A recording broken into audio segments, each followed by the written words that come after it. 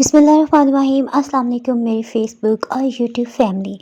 अल्लाह पाक आपको अपनी हिफाजत में रखे। आप सभी कैसे हैं? आज के इफ्तार व्लॉग में आपको कराची की मशहूर दही वाली चाट के साथ साथ बहुत ही जूसी टेस्टी पुलाव के साथ साथ आपको क्रिस्पी क्रंची बेसन वाले चिप्स और फ्रूट चाट की रेसिपी मिलने वाली है। लेकिन इससे पहले अगर आप इस चैनल पर नए हैं तो ब्लैक सब्सक्राइब के बटन के साथ साथ अगर आप बेल आइकन को प्रेस कर लेंगे ना तो नई अपलोड होने वाली वीडियो का नोटिफिकेशन आपको सबसे पहले और फ्री में मिल जाएगा। सहरी के सभी बर्तन समेट लेने के बाद हमने फ्रीजर से गोश्त निकाल के रख दिया था। ये काफी हद तक इसमें से बर्फ तो पिघल चुकी है लेकिन अभी भी थोड़ी सी है। गोश्त को धोने के लिए हम इसमें 2 खाने वाले चम्मच सिरके के साथ सोया सॉस भी डाल रहे हैं। इस तरह से इसमें जो भी खून होगा ना वो बहुत अच्छी तरह से साफ हो जाएगा। अच्छी तरह 3 से 4 पानियों में हमने गोश्त को धो लिया है। मटन या बीफ आपको जो भी गोश्त पसंद हो ले सकते हैं। ये तकरीबन 1 पाउंड से ज़्यादा यानी 750 ग्राम्स के आसपास इसका वजन बनता है। मीडियम लो हीट ऑन करते हुए दरमियानी साइज़ का प्याज शामिल कर दिया हमने। गोश्त ताज़ा धुला हुआ है इसलिए पानी थोड़ी कम मिकदार में जाएगा। तकरीबन 4 कप पानी है। ये 700 ml पानी बनता है। एयर टाइट जार में हमने लहसुन अदरक का पेस्ट 1 हफ्ते पहले रमज़ान से बना के रखा हुआ था और ये फ्रिज के नीचे हिस्से में ही रहता है। 2 खाने वाले चम्मच भर के हमने लहसुन अदरक का पेस्ट शामिल किया है। जीरा 1 चाय की चम्मच, 1 बड़ी काली इलायची 3 से 4, इसमें लौंग भी चलेगी। एक दफ़ा इसे अच्छी तरह से मिक्स कर लेते हैं। अभी कुछ देर पहले ही मैंने देसी घी भी बनाया था। चना चाट बनाने से पहले वो मैं जार में फिल की थी तो सोचा क्यों ना आपको भी दिखा दूं। इंशाल्लाह खुशबूदार परफेक्ट देसी घी की रेसिपी आपको जल्दी मिल जाएगी। चने हमने पहले से उबाल के रख लिए थे लेकिन उसका क्लिप मैंने बना लिया था ताकि आपको इसमें कुछ टिप्स भी मिल सकें। कराची की मशहूर चाट बनाने के लिए हमने 1 कप सफ़ेद चने लिए हैं। इन्हें 3 से 4 पानियों में खूब अच्छी तरह से मिक्स करते हम धो रहे हैं। चनों को आधा लीटर पानी में भिगो के रख रहे हैं। इसमें आपने बिल्कुल भी मीठा सोडा नहीं डालना। अगर आप मीठा सोडा डाल देंगे ना तो चनों को जब उबाला जाता है चनों का छिलका अलग हो जाता है जिससे चना चाट देखने में खूबसूरत भी नहीं लगती। अब जिस पानी में हमने चनों को भिगोया ना इसमें बहुत से विटामिन हैं। इन पानी को हमने ज़ाया नहीं करना। पानी हमने 1 लीटर डाला है और आधा लीटर पानी तो चनों को भिगोते हुए जो हमने यूज़ किया वो भी इसी में शामिल कर रहे हैं। इसमें जायके के लिए 1 चाय की चम्मच नमक हमने साथ ही शामिल कर दिया। जब चना चाट बनाते हैं नमक डालेंगे ना तो यकीन करें कि चने जो हैं वो बेजायका नहीं लगेंगे और हल्के से नमक के जायके की वजह से ना चाट बहुत अच्छी लगेगी। पानी में जैसे उबाल आया हमने हीट को लो कर दिया। 1 घंटा और 15 मिनट्स लगे हैं चनों को गलने में। मैं अभी आपको दिखा देती हूँ। ये देखिए चने इतने अच्छे नरम हैं कि बिल्कुल टूटे फूटे भी नहीं और मक्खन की तरह नरम हो चुके हैं। सो अब हम इसे निकाल लेते हैं और पानी को ज़ाया नहीं करना। इस पानी को हम किसी भी सब्ज़ी या फिर पुलाव या चावल उबालते इस्तेमाल कर लेंगे। दरमियानी साइज़ के आलू को हमने क्यूब्स में कट कर लिया है। थोड़ा सा जर्दे का रंग वही जो हम बिरयानी में यूज़ करते हैं ना। कलर डालना टोटली ऑप्शनल है। इससे ना चना चाट ज़रा खूबसूरत लगती है। चने रूम टेम्परेचर पे आ गए यानी खुले बाउल में हमने शामिल कर दिया। सब्जियों में बहुत ज़्यादा फाइबर होता है। इफ्तार के बाद ज़रूरी है कि हम ऐसा कुछ भी लें। सो सैलड की कमी भी पूरी हो जाएगी। हम चना चाट में ढेर सारी सब्जियों का इस्तेमाल करें। खीरे में बहुत सा फाइबर होता है। इसके दरमियान जो बीज का हिस्सा है ना वो हम निकाल रहे हैं क्योंकि अगर हम खीरे में बीज को भी शामिल कर देंगे तो खीरे का पानी निकलना शुरू हो जाएगा जिसकी वजह से चना चाट पतली हो सकती है। खीरे को नमक मिले पानी से खूब अच्छी तरह से हमने धो लिया था इसीलिए हमने इसका छिलका नहीं उतारा। इससे चाट ज़रा खूबसूरत भी लगेगी। टमाटर एक्स्ट्रा लार्ज साइज़ है सो हमने इसमें से हाफ़ टमाटर इस्तेमाल किया है। सब्जियां अगर लच्छे में कटी हो ना स्पेशली प्याज और बंद गोभी तो चाट का मज़ा तो बाला हो जाता है। यहाँ काफ़ी बड़े साइज़ की बंद गोभी थी सो हमने 2 से 3 छोटे पीसेस में से कट कर लिया। इस ऐसे ना चाट सर्व करते हुए भी और खाते हुए भी ज़रा आसानी रहती है। ये हमने 1 कप भर के शामिल किए। इसी तरह अब हम प्याज को भी काट रहे हैं। स्लाइसर के ब्लेड्स बहुत तेज़ हैं सो जैसे ही थोड़ा सा प्याज कम हो जाता है ना तो हम इसे टर्न कर लेते हैं ताकि हाथ जो है वो ज़ख्मी ना हो जाए। इसके लच्छों को अलग कर लेने के बाद प्याज में कड़वाहट होती है उसे ख़त्म करने के लिए हमने आधी चाय की चम्मच से थोड़ा कम नमक मिलाते इसे कुछ देर के लिए रहने दिया। आलू को उबलते हुए 20 मिनट्स गुजर चुके हैं। इसे भी हमने छान के निकाल लेने के बाद अच्छी तरह से हम धो लिया है ताकि ये रूम टेम्परेचर पे आ जाए। और प्याज को भी हमने जो नमक लगा के रखा था ना इसे अच्छी तरह से धो लेने के बाद हम इसे अच्छी तरह से निचोड़ के चाट में शामिल करें। छोटे साइज़ का प्याज है थोड़ा सा प्याज हम बचा रहे हैं। उबले हुए आलू भी रूम टेम्परेचर पे आ जाएँ तो तभी आपने इसमें डालना है। थोड़ा सा हरा धनिया, इससे ना फ्रेश सी लुक तो आएगी ही, टेस्ट में भी इजाफा हो जाएगा। इमली का पल्प हमने निकाल लिया था, ये तकरीबन 2 टेबल स्पून कराची चाट में लाजमी शामिल किया जाता है। इससे खटास तो नहीं आती, लेकिन ना एक अनोखा मज़ेदार सा जायका इसमें आ जाता है। इमली का सॉस हमने कैसे बनाया, इसका क्लिप मैंने रिकॉर्ड किया, ये मैं आपको दिखा देती हूँ। 4 चम्मच हमने इमली को 1 कप पानी में, रात को गर्म पानी में भिगो दिया था। सुबह इसको अच्छी तरह से मलते हुए हमने इमली की गुठलियों से सभी गूदे को अलग करते हुए छान लिया।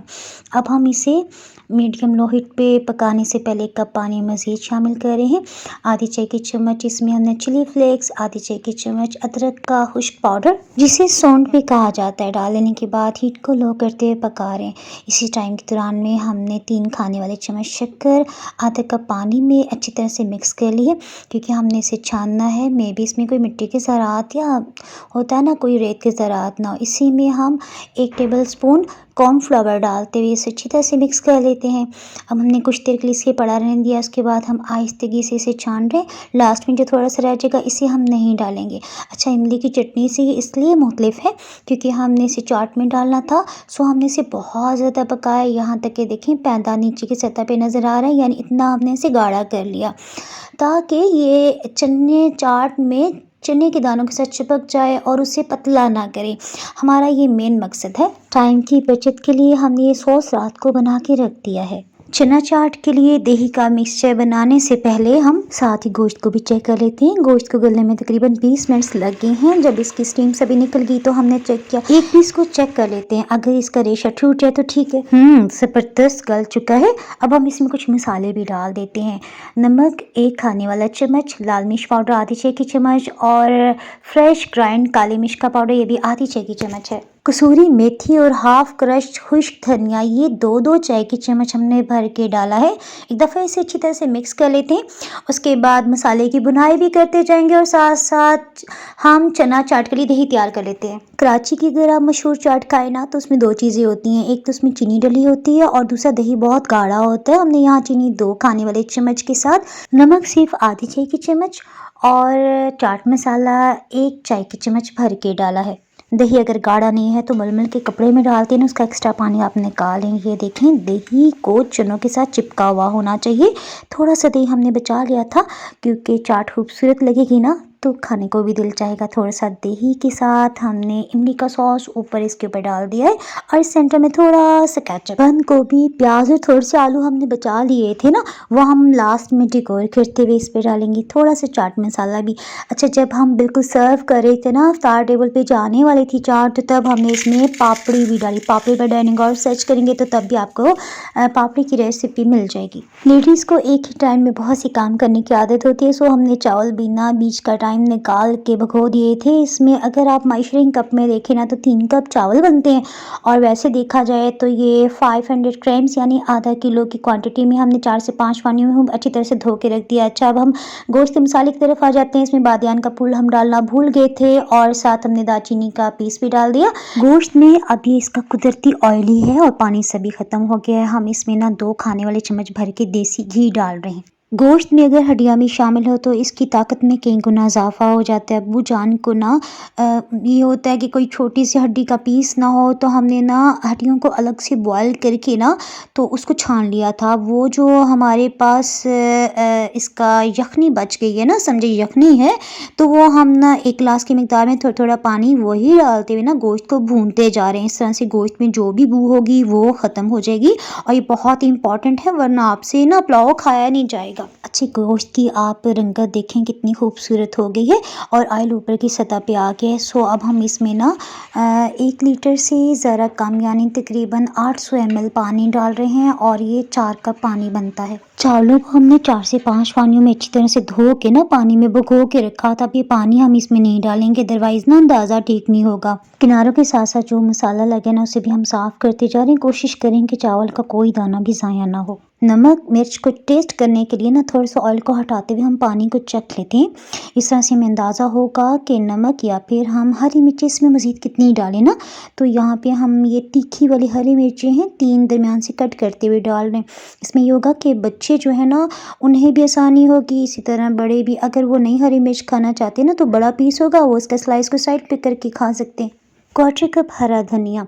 अब कुकर प्रेशर तो हमने इसलिए यूज़ किया ताकि गोश्त जल्दी से जल ना जाए बल्कि गल जाए। किसी भी पतीले का ढक्कन हम देख रहे हैं जो इसके ऊपर आसानी से आ जाए। कपड़ा हम इसके ऊपर लगा लेने के बाद ना इसे कवर कर लेंगे ताकि इसमें से स्टीम बाहर ना निकले और हीट को बिल्कुल लो करें। ढक्कन पे कपड़ा लगा के हमने साइड पे रख दिया। ये देखें थोड़ा थोड़ा सा भी इसके नीचे की सतह पे पानी है और चावल कितने अच्छे खिलखिले से बने। हमने बार बार चम्मच नहीं चलाया था ताकि चावल ना टूटे। अब हम एक दफ़ा इसे हिला के थोड़ा सा इसको लेवल में कर देने के बाद ढक्कन से कवर कर रहे हैं। हीट को बिल्कुल लो कर। साथ ही बेसन वाले चिप्स बना लेते हैं। इसकी 4 चम्मच बेसन, 4 चम्मच इन्हें क्रिस्पी बनाने के लिए मैदा, चावल का आटा या फिर कॉर्नफ्लावर वो जो हम सूप में इस्तेमाल करते हैं वो इससे मज़ीद खस्ता बनाएगा। 2 खाने वाले चम्मच इसमें शामिल कर दें। 1 चाय की चम्मच नमक, 1 चाय की चम्मच इसमें चिली फ्लेक्स डाल रहे हैं। गरम मसाला ये 1/4 टीस्पून है। एक्स्ट्रा क्रिस्पी बनाने के लिए बेकिंग पाउडर 1/4 टीस्पून से थोड़ा सा कम ही आपने लेना है। अगर आपके पास मीठा सोडा है या बेकिंग वाला सोडा तो आपने सिर्फ ना 1 चुटकी डालना है। दफ़ा अच्छी तरह से मिक्स कर लिया। उसके बाद अब हम इसमें रूम टेम्परेचर का पानी थोड़ा थोड़ा करके शामिल कर रहे हैं। ये तकरीबन 200 ml की मिकदार में पानी इसमें गया, यानी 1 कप पानी था तो थोड़ा सा ही पानी उसमें से बचा है। आलू हमने 2 बड़े साइज़ के लिए हैं और वज़न में ये 1 पाउंड के आसपास इनका वज़न बनता है। इन्हें हमने फ्राइज़ की तरह कट कर लेने के बाद ये जो बेसन का घोल तैयार किया था ना इसके ऊपर डाल के अच्छी तरह से मिक्स कर लिया।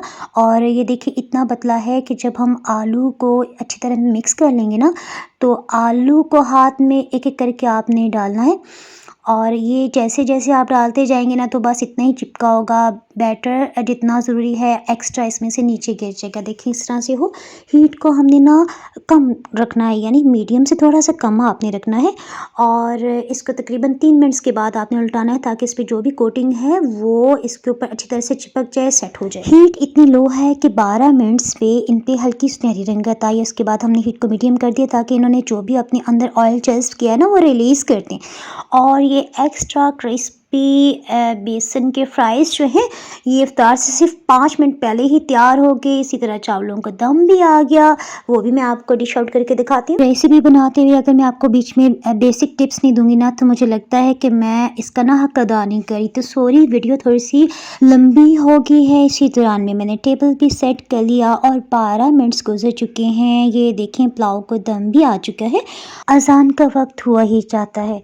मैं आपको करीब से दिखा दूँ। देखें चावल कितने ज़बरदस्त बने हैं। इस आखिर को अपनी इफ्तार की दुआओं में याद रखिएगा। फिर मिलेंगे किसी मज़ेदार से इफ्तार या सहरी के व्लॉग के साथ। अल्लाह हाफिज़।